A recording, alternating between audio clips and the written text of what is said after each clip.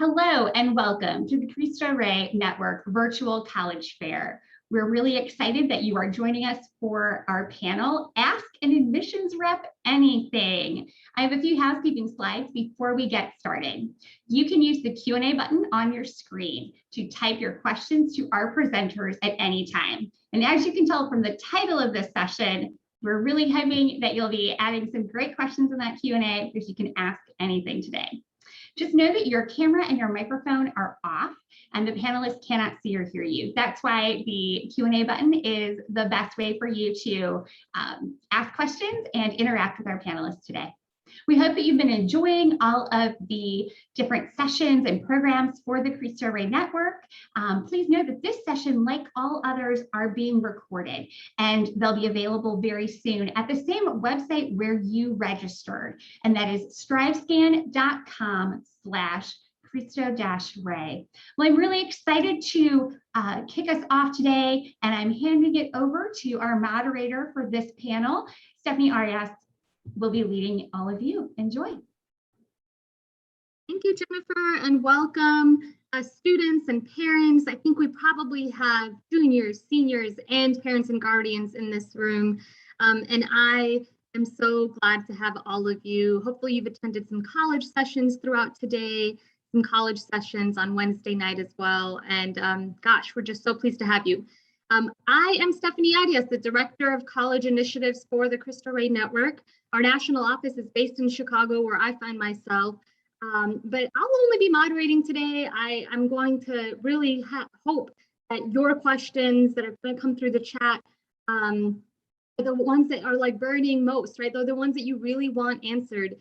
And I'm joined today by three really fabulous colleagues from across the country. Isabel Reyes, who is here in Chicago at Arupe College, which is a college of Loyola University, Chicago. Erica Woods, which is joining us from Villanova University, and Michael Pina, who's coming from the University of Richmond. So three fantastic colleagues that are welcome to turn their cameras on and join us here on camera today. I want us to actually start though with students, parents, whomever is in the room. Go ahead and find the Q&A button on the bottom of your Zoom screen and tell us who you are. So tell us your name, your grade level, and the school that you attend. Maybe put the city in there as well in case that's not included in your school name. So everyone go ahead and do that now so that we know who's with us. Name, school, city. I'm going to do an example. Oh yeah, someone's already got it going. Great.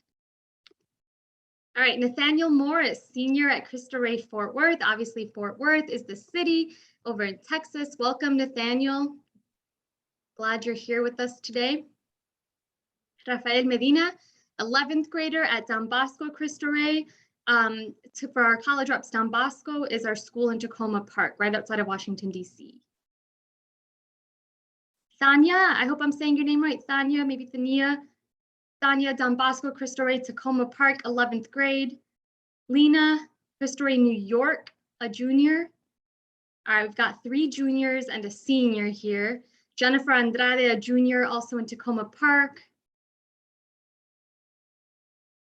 Ame or Ami, a junior in Cristo Rey, New York. Awesome. Keep the introductions coming. It's really nice to meet all of you. Fernanda, I think I recognize your name, maybe from either earlier today or perhaps on Wednesday. So thanks for joining us, Fernanda. She's in Oakland, California at Cristo Rey East Bay.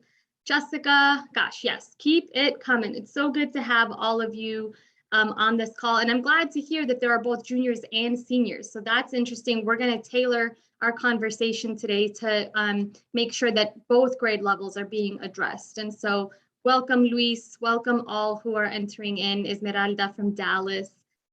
As you can see, college reps, our students are coming from across the country, which is kind of the exciting part about having this today, that you get to meet with folks from across the country. So before I kick it off with questions, and actually students, now is a great time to start putting your questions in the chat. So go ahead and start asking your questions right now in the chat. I'll moderate in a second, but let's go. Erica, Michael, Isabel, if you could just introduce yourself, your role at the university. I know it's putting you on the spot, but maybe a fun fact about the university or about your role, and then we'll kick it off with questions. So Erica. All right, well, thank you, Stephanie. So my name is Erica Woods. My pronouns are she and her, and I am Associate Director of Admission at Villanova University.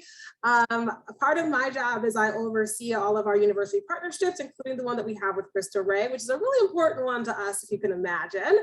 I've been working in this industry for over a decade. So when they say ask us anything, like we mean that, like do not be afraid to ask whatever burning question you have about admissions. Like we have a lot of knowledge to share. One fun fact about Villanova is that we have the largest student-run Special Olympics in the world.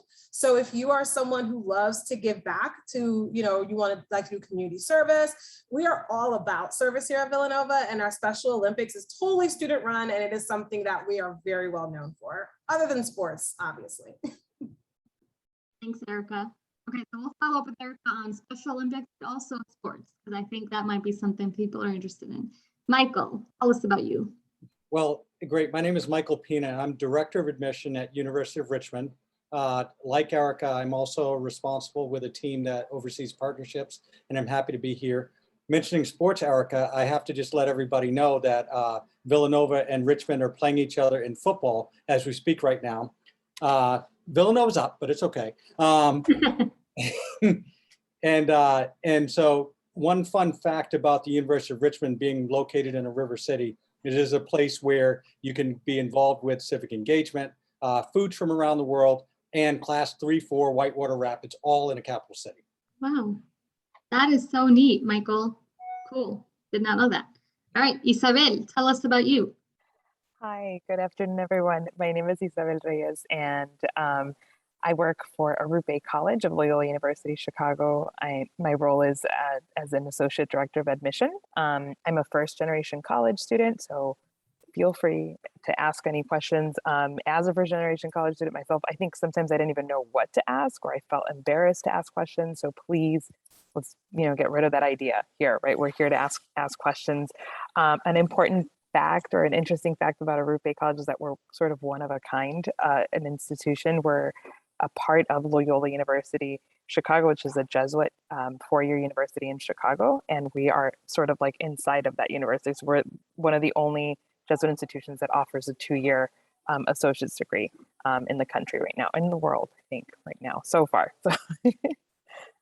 That's great. And students, you should know that we have only one 2-year college represented in this college fair of 115 schools. We don't invite 2-year colleges lightly because we don't typically see students earning their degree at the rate that we'd like them to when they attend community college.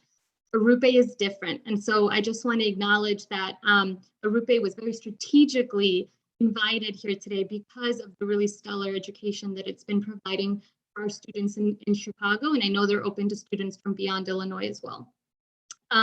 Okay, we've got a couple questions from Rafael Medina that we're going to kick off here now.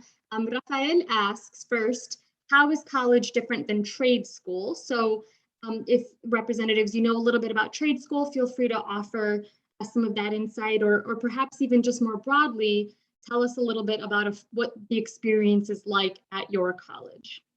I'll go backwards this time. So how about Isabel, you kick us off. Sure. So I'd say that one of the biggest differences about trade school and colleges is that trade schools are very sort of specialized in one sort of trade, right? And at colleges, at most of the colleges, like the ones that are represented here, students do take general education courses, which are the same courses that you would take at a 2-year college and at other institutions. You take those mainly for your first couple of years of college, and then you move on to specialize then within your actual major of study, right? Whether that's psychology, whether it's criminal justice, whatever that specializes in. But at trade schools, it's very different, right? You're also in school less time. I'm going to leave it at that, and I'm sure that my colleagues want to add more, but those are some of the pretty big differences between trade schools and 4-year institutions, right? You're not only just preparing for your own specialty, but you're also being aided by other courses that are part of a general education. And that goes throughout many different 4-year institutions. Thanks as well. And I think the thing that I would add that's a difference is the trade school, as Isabel said, is one that's had you focused on one particular profession, and you learn that quickly. When you're studying at these colleges, whether you're looking at a school of business or a school of arts and science and the liberal arts, you're being taught a problem-solving skill set that's applicable to a job that you may not have even imagined yet. And so that's something that's different about when you go to the four-year college as well. Yeah, echoing the sentiments of my colleagues, that's really what it is. So a trade school is really for like, this is the exact industry that you want to go into, and you want to just get straight to the point, versus I think a lot of the other four-year institutions and colleges, they allow you the exploration to maybe you're not quite sure, but you're learning skills, as Michael said, that can be applied to a variety of different careers, so that when you do graduate, you have a little bit more of an understanding of like, okay, even if I didn't know what I wanted in the outset, I know that what I learned here can apply to all of these different things. So you have a little bit more of a chance to figure that out. Excellent. Thanks, Erica. Okay, so Rafael, the same student, also asked what activities are best for your college admission. And I think he's saying, when students are applying, let's talk application maybe broadly at your institutions and even generally. Okay, so maybe take off your Villanova hat, your University of Richmond hat. What general advice are you providing, would you give to seniors as they get ready to apply this year in a couple of weeks about how to really present a strong application? And then I'm going to ask you that same question later about juniors, but seniors, let's talk activities, let's talk applications. What's your best advice? Anyone? I would say the first is that most likely most colleges aren't looking specifically for a specific thing, because everybody has different interests. I primarily just want you to be doing something after school, whatever that something is. As long as it is an organized activity, that is the thing. But one thing I always like to highlight is a lot of schools, especially schools that read holistically, we understand, of course, that with the pandemic this last year, your activities might have been a little limited, a little different, and that is fine, but really want you to be doing something that you're passionate about. One other thing that I like to highlight is that we look at depth instead of breadth. We like for you to be deeply involved in the same things over the course of all 4 years of high school versus just kind of like stopping and starting a lot of things. So particularly for the younger students that might be on here, we like to see that consistency, that you're continuing to stay involved in a very specific thing over time. So maybe you danced for 4 years or whatever. But one other important factor is that we understand too that extracurricular involvement can look differently from student to student. Some students might have really important home responsibilities that may go above and beyond the reasonable expectation of a high school student. So if that's you, that still counts. So maybe you're not involved in sports or clubs because you have to work 30 hours a week to help pay for some things in the home, or maybe you have to go home after school because your parents are working late hours and it's your responsibility to pick up your siblings and give them dinner and things like that. All of that still counts. Okay, so if you are not involved in very specific after school clubs or organizations because of your home responsibilities, that's okay to say as well. And I think we know the difference between significant home responsibilities and chores. All right, so just because you have to wash the dishes sometime, that's not above and beyond a reasonable expectation. It's really those activities and those responsibilities that are really something that you don't typically see from a 17 or 18-year-old. But that'd be my advice. Just building on that, I'm a first generation college student who had to work a significant amount. And then sometimes looking to my left and my right in my classroom, there were people that had different opportunities and chances than I did. My advice to you would be to be your authentic self. If you have one activity that you're involved in, or just a couple of things that you do, be your authentic self. Because when I'm looking in admissions at Richmond, and when I've counseled students that are looking at colleges like the fine ones that are on this Zoom, it really is people that are looking to find out who you are, not because you're fully baked, but because they want to help you be better at what you are. There are two types of people that will go to Loyola, Villanova, and University of Richmond, and only two. It's really simple. Those for whom getting into this place makes them, and those for whom it makes them better. If you're the type of person that's going to the school where it's going to make you better, I believe with all of my heart that the people on this call and the professions in this business that might be reading your applications are going to be interested in not just what you've done, but what you're interested in thinking about doing and exploring. I love that, Michael. Thank you. Thank you. I agree with both Michael and Erica. One of the things that Erica mentioned, I think I'm just going to mention it again because I think it's very important to mention. It's more about the depth and rather than the amount of different activities that you are planning on focusing on or that you've already been a part of. It's great that we see like a specialization within, whether it's a sport, whether it's an activity, or whether you were working, right? You know, it's important to include all of that in your application. When looking at an application, I like to tell students that it's sort of like a puzzle, right? Your essay is a part of something, your resume, your letter of recommendation, and we really want to learn more about you and who you are and what you're passionate about. And sometimes those activities really kind of express your involvement and your commitment more than anything to one specific activity, to a sport, or to your job, to your family, right? So that all speaks really, really great. You know, it speaks greatly and highly of you as a student. So you want to make sure that you want to highlight, even if it's just one activity, whether it's work, right, that sport, or the specific activity that you're involved in. Staying on this topic of activities, and I think again to underscore what both Erica and Isabel have been mentioning, what this looks like for juniors is that like this is a great year to try to think through a position of leadership maybe in the activities that you're a part of, and certainly for senior year thinking about how to become a leader, you know, how to become the president or the secretary or the treasurer of that club, or how to become co-captain, or just really thinking how to establish and demonstrate that commitment that Isabel is referencing.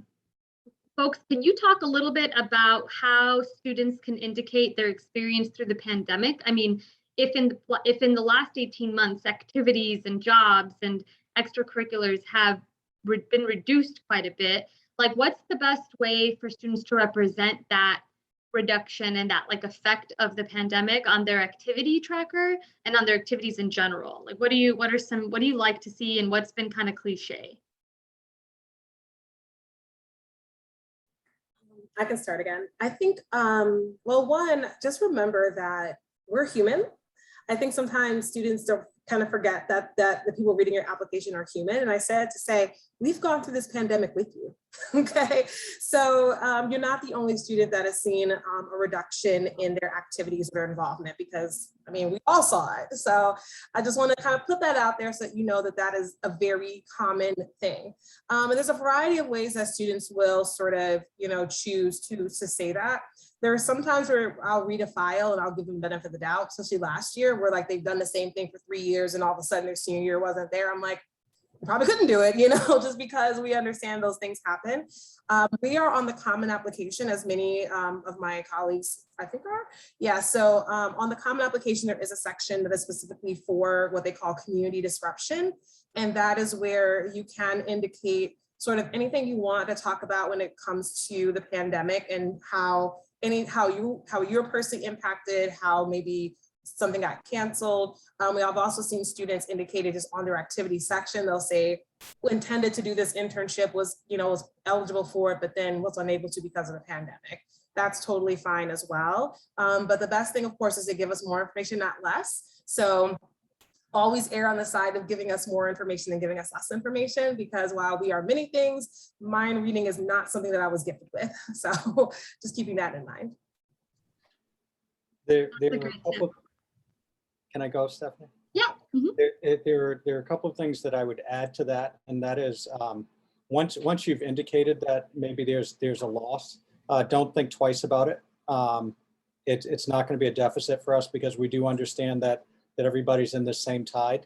The second thing is, don't feel like you need to have a story for that COVID response. If it's been really the same as everybody else, that's okay, but really spend more of your time thinking about what you have been able to do and maybe how you have navigated that, and make sure that we know that, because what we know about students is that you guys have been resilient and have been the ones that have often carried us as adults through this particular thing. And you're dealing with some really tough times with this pandemic, something that none of us have gone through. Nobody here was born in 1920 or 1917, right?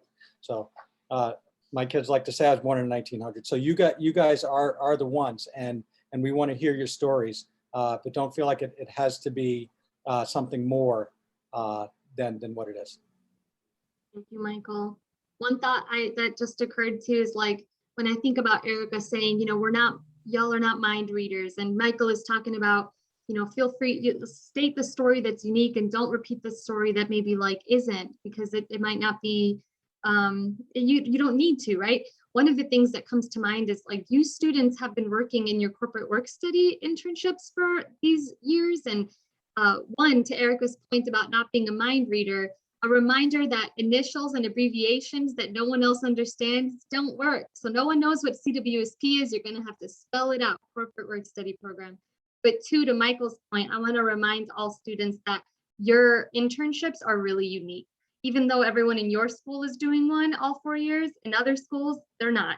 And so do consider writing about how you shifted to virtual remote work for your jobs, for your job placement. I think that's one way you can kind of really stand apart. Okay. Yeah, Michael's agreeing with me, good.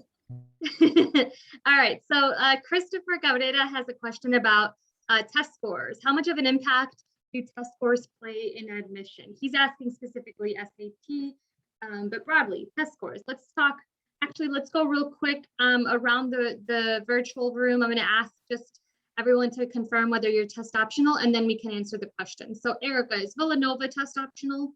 Yes, we are. Awesome. Michael, is University of Richmond test optional this year? Indeed, yes, we are. Isabel? Yes, we are. And so is Loyola as well.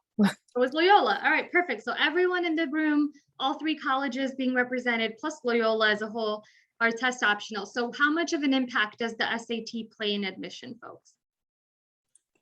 If I can just quickly answer, for a Group A college, the SAT only comes into place when we're reviewing applications for our nursing program. It's the only one for which we do require an SAT or an ACT score, but otherwise we don't really review it. We do, if students do submit them, right? We do ask that they do submit them if they did take the test. It does come into play once we're placing a student into their math courses and their writing courses. Those are the only reasons why we would need them, but in admissions, they would not. We don't really use them unless they're applying for the nursing program. We're score optional. And if your scores aren't the best representation of your strength or they're not at the averages where we are, keep them to yourselves and submit your wonderful activities, your wonderful essays, your application, and the work that you've done in your high school. Because we've found a real opportunity to review students in a holistic way that really helps us see nationwide just the strength and the greatness that you bring to our campus. So for Villanova specifically, our policy was before, kind of always has been, and then is still now that we switched to test optional, is that the test score is just one piece of the puzzle.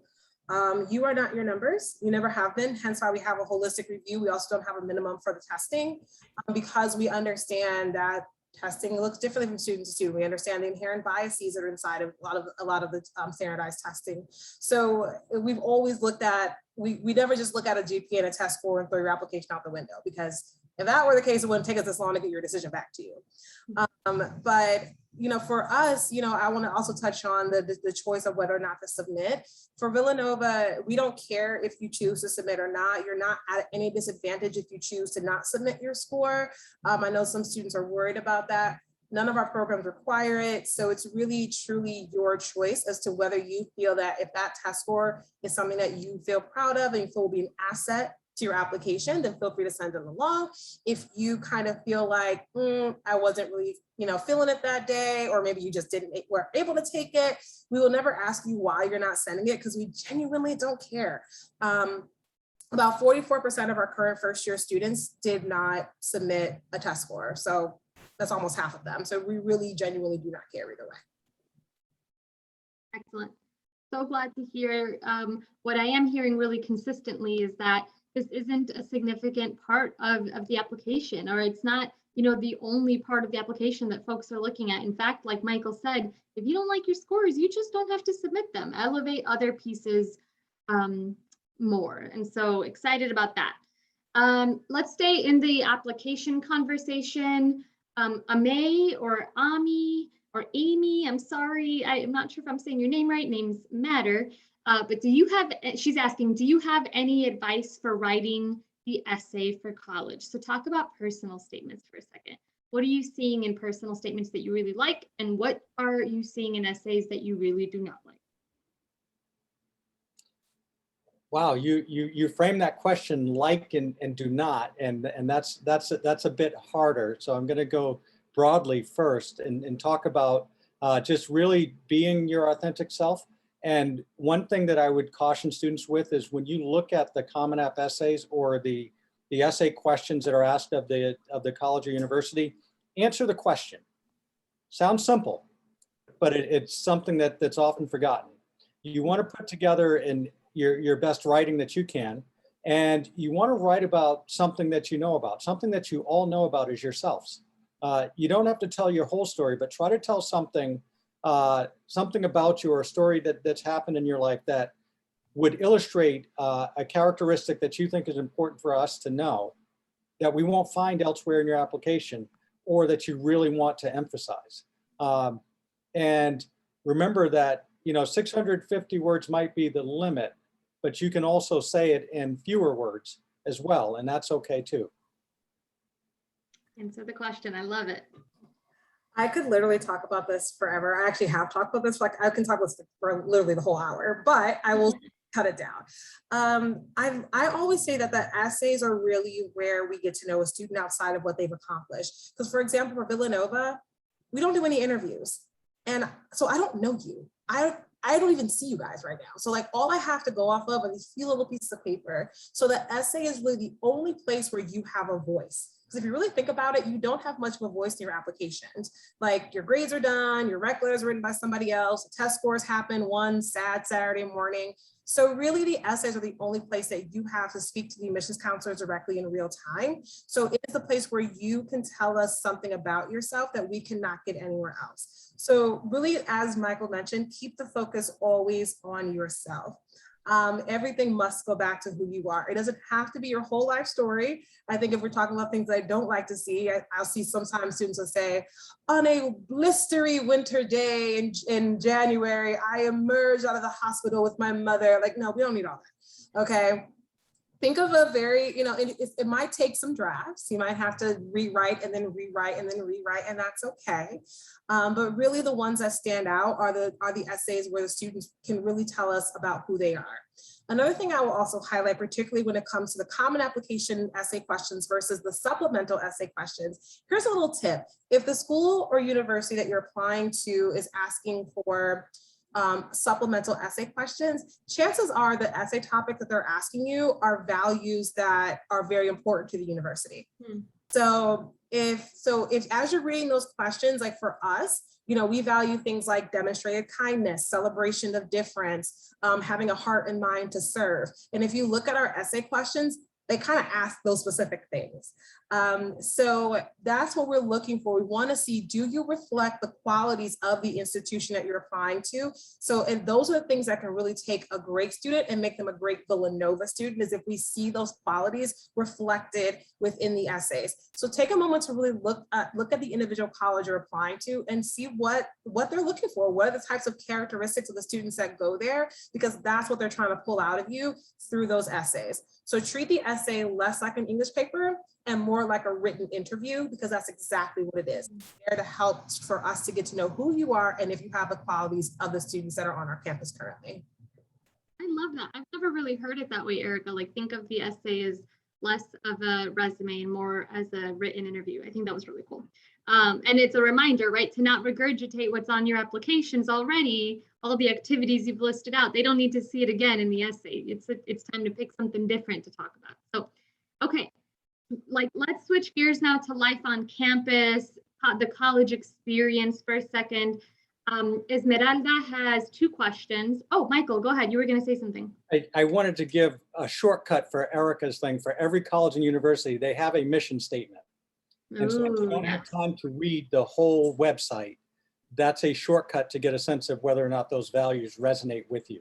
And I would bet, Erica, that some of those things that you mentioned are in the Villanova mission statement. That is a great tip. Yeah. Okay. So homework for everyone here for tonight, for this weekend, at least for these 3 universities, Villanova, University of Richmond, and Arupe, maybe spend some time looking up mission statements just to get a practice and see if Michael's right, and certainly do the same thing for any schools that you're applying to as well. Good idea. So, okay. So life on campus, the college experience. Esmeralda has 2 questions. The first, are some majors or departments considered stronger or more popular than others?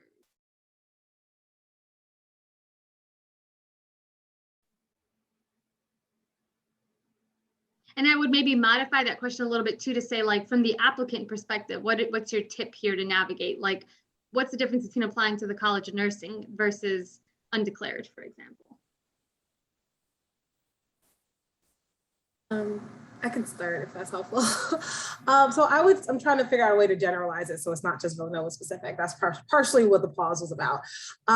So I would say this, as we just mentioned, all of us have individual programs, schools and colleges on campus where there might be a difference in admissibility rates for a variety of reasons. Like, for example, for us, and honestly, a lot of programs across the country, you'll find that their College of Nursing is probably going to be their most competitive program. I think that's something that you will see in almost every single college or university that offers nursing, is they will say that nursing is the most competitive. If not, musical theater, if they have it, is probably also very competitive.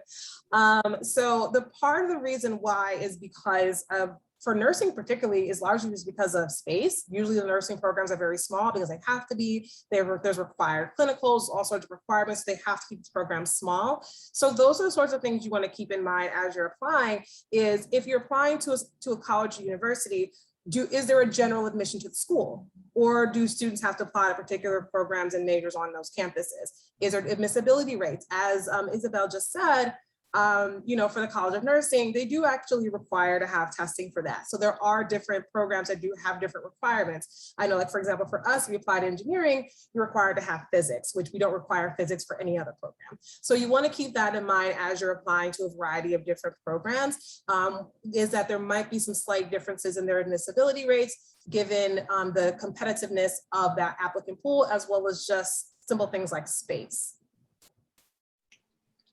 The thing that I would add that's slightly different, we don't have nursing, so we're lucky in that way that we don't have to have that selective school. But most of the students that enter University of Richmond enter as undeclared. And regardless of how you enter the school, by doing your work at the level that you're doing to get admitted to University of Richmond, you can go to the School of Business, you can go to the Jepson School of Leadership, or you can do something in the arts and sciences. And it really just depends on your interests, and you can kind of mix and mingle the 3. So that's something that's good. I just wanted to add that for students that may be thinking or feeling pressured to make a decision on a major, you don't have to make your mind up, right? Like University of Richmond, they admit students into their general program. I think it is important for students to know that you don't have to make a decision right away, right? And because the first 2 years, you'll be taking many of your general education courses, which are transferable to many different types of majors. It's better to sometimes come into be admitted and then choose your major afterwards. But again, as Erica mentioned, right, when there are very competitive programs like nursing and engineering, you kind of do have to start within the first year, knowing that you want to start in nursing or engineering. So do a little bit of the research and see, right, which are the majors in which you can transfer those first year credits into, and then see which are the schools for which you don't have to make a decision right away. And there are students that change their majors, right? So that happens all the time. 40% of the students that start at Loyola University, including Arupe College, right, are undecided majors, and that's fine. It's sometimes better to be an undecided student than to make a decision and then switch your major afterwards. So just some recommendations there. That's great advice, Isabel, that, you know, better to be undeclared, undecided than to make a rush decision, a decision you felt maybe forced to make or pressured to make, and then have that go awry. So that's great.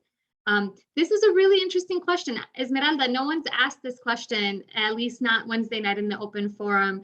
Esmeralda's wondering about how to like best prepare for her college classes. And so she's asking about like, you know, are there research methods, databases? Like how do students prepare for the rigor and the like new experience of college coursework, would you say?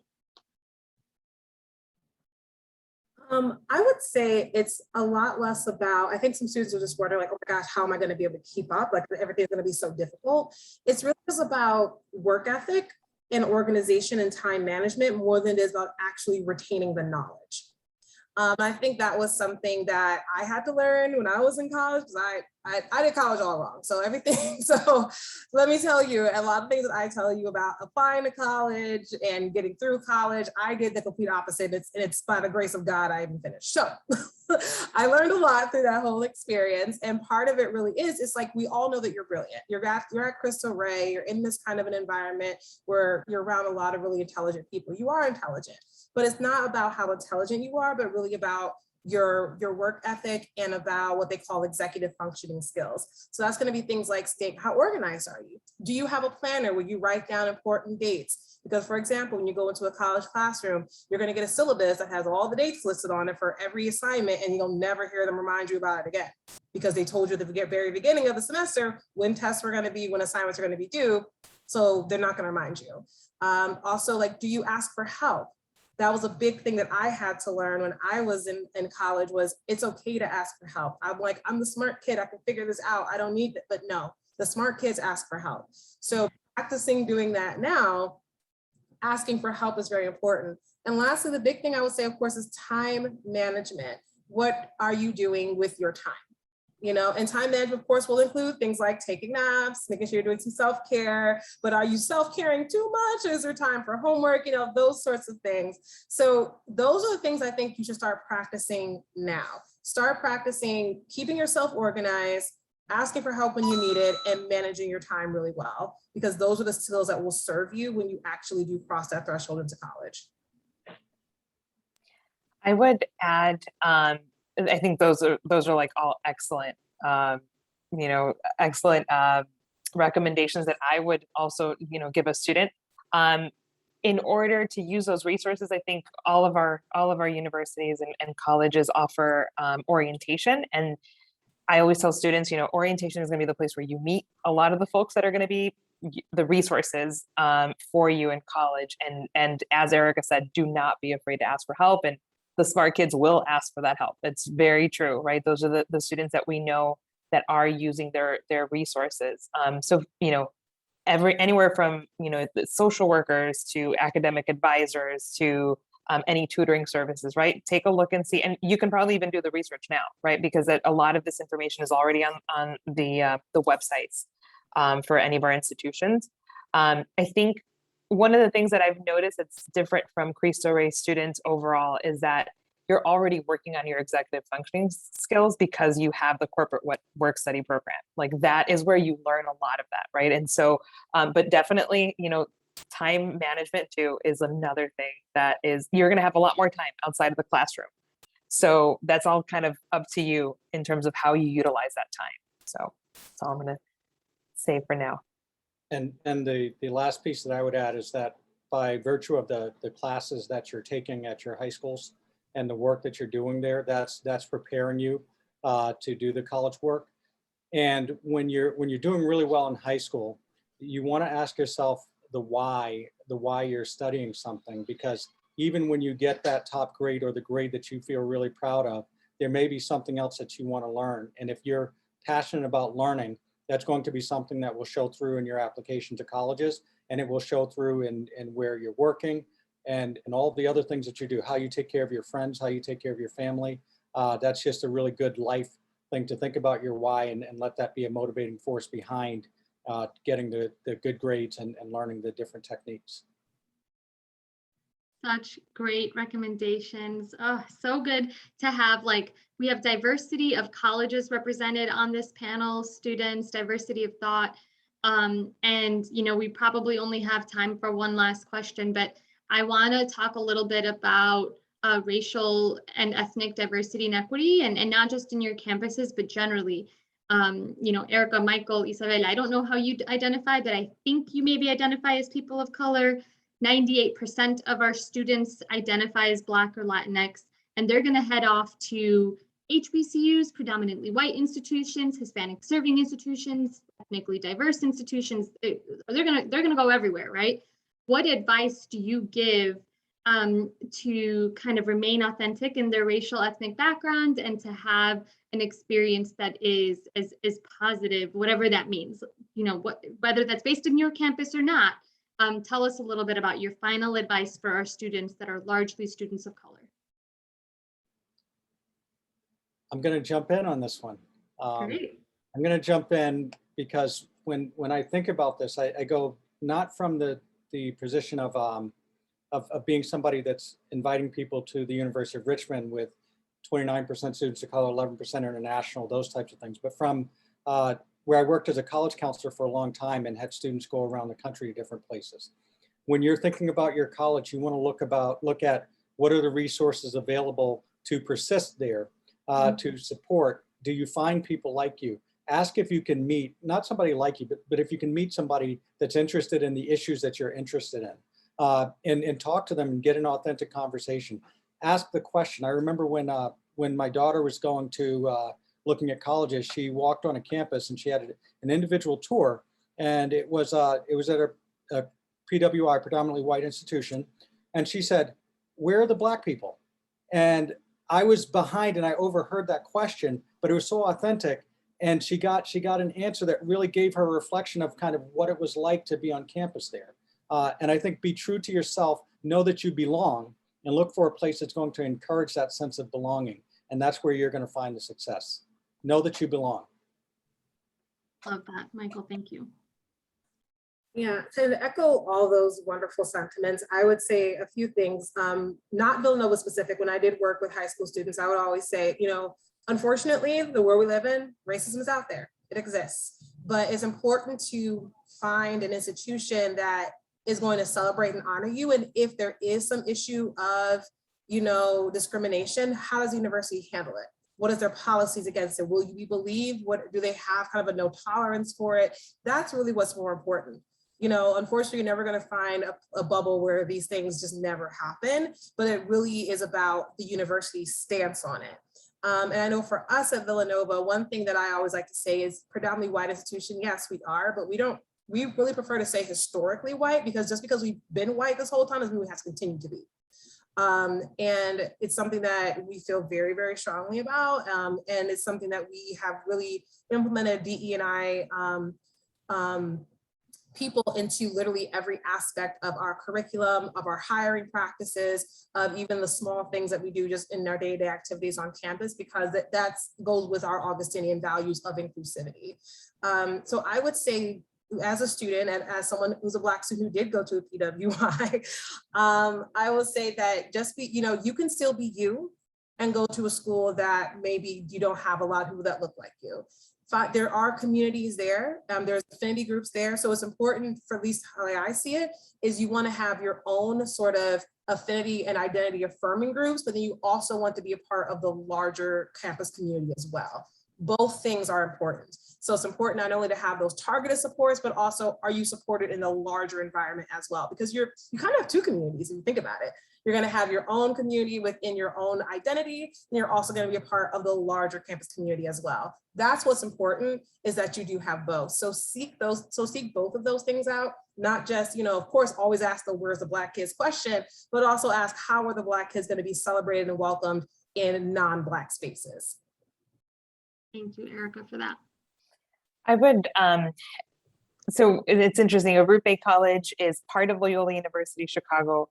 Our student population is 98% students of color. Loyola University, however, is a predominantly white institution, right? So we're sort of kind of a little microcosm within the university.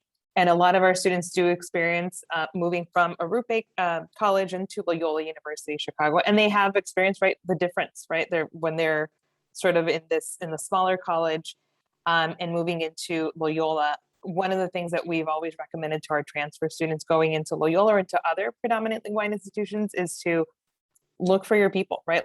Where are they celebrated? Where are they? I think we've all gone through the same, right? Through that same situation where like, where are all the brown people? Where are all the black people, right?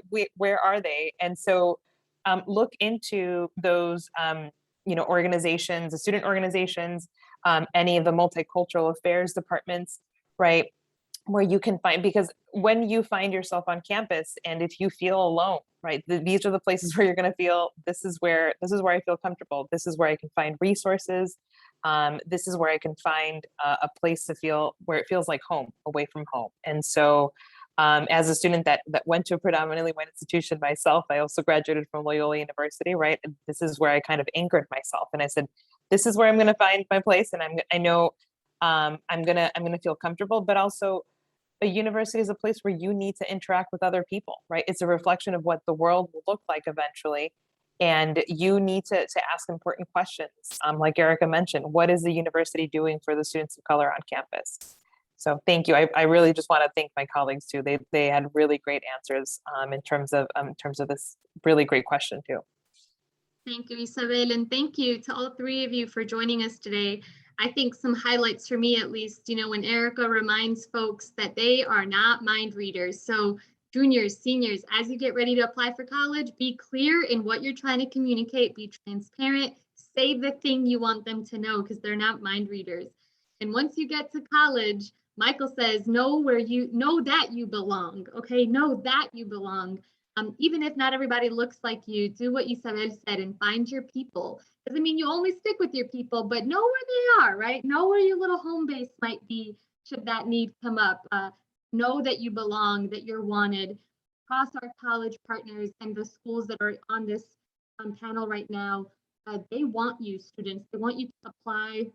They want you to choose them, and they're ready to give you the financial aid and the support needed to really make it and complete your degree there. So please take a screenshot. Villanova, University of Richmond, and Arupe are great options. Erica smiled like she's like ready for the camera. Yeah. These are great options for you to apply to this fall or next year when you're seniors. And just thank you for joining us, spending part of your Saturday with us. I will let Jennifer, our facilitator from StriveScan, close us up. Yes, I just want to echo, thank you so much, Erica, Isabel, and Michael for all of your wise words, and Stephanie for being a fantastic moderator. I hope that everyone who attended or is watching this replay is going to walk away with some great information. I know you will, to help you in your college search and decision journey. I know it can be overwhelming, but there are so many fun and awesome adventures ahead for everyone. All right, so the housekeeping part. When you close your window, there's going to be a very quick, just 4-question survey. We would appreciate you taking the time to fill it out. I promise, students, it's really fast and easy. So just take that extra minute for us. Thank you. We hope that you've enjoyed all of the sessions that have been a part of the programming for the Cristo Rey Network, whether it's the panels or all of the college fair colleges events that have been ongoing. Know that they have all been recorded, including this session, and you will be able to find it at the same website where you registered, strivescan.com/Cristo-Rey. Again, thank you everyone for spending part of your Saturday with us or watching this replay at a time that works for you. We're glad you were here, and we hope you all have a wonderful day and a fantastic school year ahead.